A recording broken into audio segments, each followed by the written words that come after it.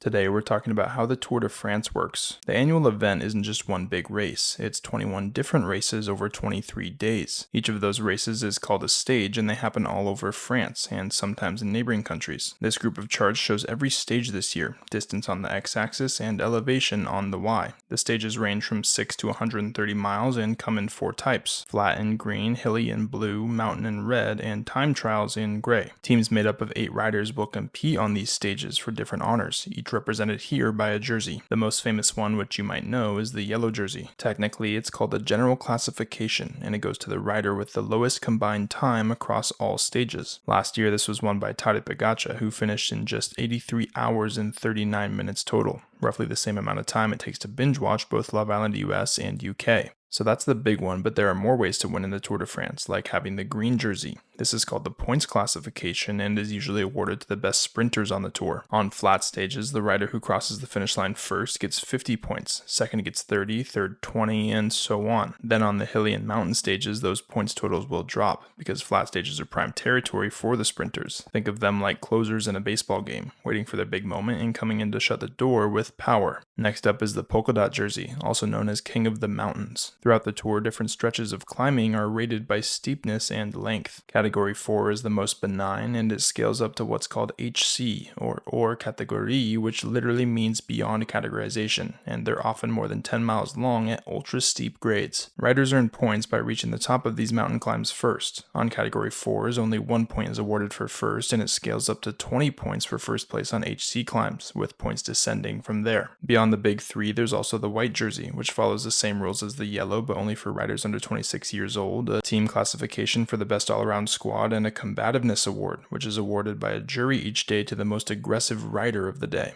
Throughout the tour, you'll see the current leader of each competition wearing their respective jersey, and they don't lose it until someone comes and takes it from them. You can see that with this chart, which shows a timeline of each classification, and a dot representing how many times it's changed hands so far. There's so much more to learn about strategy in the sport of cycling, but this should be enough to get started. We're also super excited to team up with Lidl Trek this tour, an American team whose sprinter Jonathan Milan currently holds the green jersey about halfway through the campaign. Stay tuned for an upcoming video on aerodynamics and sprint strategy, and follow for more sports data visualizations.